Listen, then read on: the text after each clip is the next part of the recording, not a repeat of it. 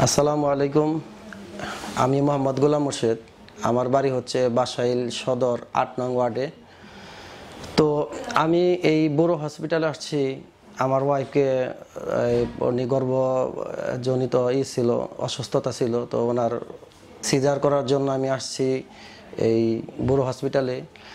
আসলে এখানে আসলাম, এখানকার পরিবেশও আমি আসতে হইতো, কারণ অন্য জায়গায় ট্রাই করছি, কিন্তু সেখানে আমি কোনো এই ধরনের সুযোগ সুবিধা পাই নাই। আমি এই বুড়ো হসপিটালে সুযোগটা পাইছি। সেখানে পরিবেশ ভালো, লোকের হাউকাও মুক্ত, ঠান্ডা পরিবেশ, বাগান সমৃদ্ধ একটা, মানে বড়তর একটা বাগানের মতো একটা হসপিটাল। আমি দ্রুত এখানে নিয়ে আসলাম, সাথে সাথে এন্ট্রি করে দ্রুত নিয়ে ডাক্তারে নিয়ে সাথে সাথে ওই কি চেয়ার বলে, হুইল চেয়ার না কি বলে, ওইটাতে নিয়ে দ্রুত ওটিতে নিয়ে গেছে। নিয়ে সাথে সাথে কী লাগবো না লাগবো এখানে পাশেই ফার্মেসি, আমার বাইরে যাওয়া লাগে নাই। এত সকালে কোনো ফার্মেসি খুলে নাই, অথচ এটা 24 ঘন্টা দেখে খোলা। যাওয়ার সাথে সাথে আমার ওষুধ টষুধ দিয়ে সাথে সাথে নিয়ে আসলাম। মনে 8:20, 8:50 দিকে দেখি যে আমার বাচ্চা আমার কোলে দিল। আলহামদুলিল্লাহ, কত সুন্দর ব্যবস্থাপনা। এই জন্যে আমি এই হসপিটালে আমার এটা একটা এই বাসা এটা টাঙ্গাইল জেলার মধ্যে বেসরকারি হসপিটালের মধ্যে একটা খুবই উন্নত মানের এবং সুন্দর সমৃদ্ধ হসপিটাল। আমি এখানকার যে ব্যবস্থাপনা, পরিষ্কার পরিচ্ছন্নর ব্যাপারে তো আমি তো এটা খুবই পছন্দ করি, পরিষ্কার পরিচ্ছন্ন থাকা। এখানেও দেখলাম ব্যাপক পরিষ্কার পরিচ্ছন্ন, একটা চুন কালাম পর্যন্ত, একটা থুতু পর্যন্ত নাই কোনো জায়গায় ফালানো দেয়ালের মধ্যে। এখানে সব কিছু সুন্দর পরিবেশ। এখানে আপনার 2 জন রোগীর বেশি আসা যাব না।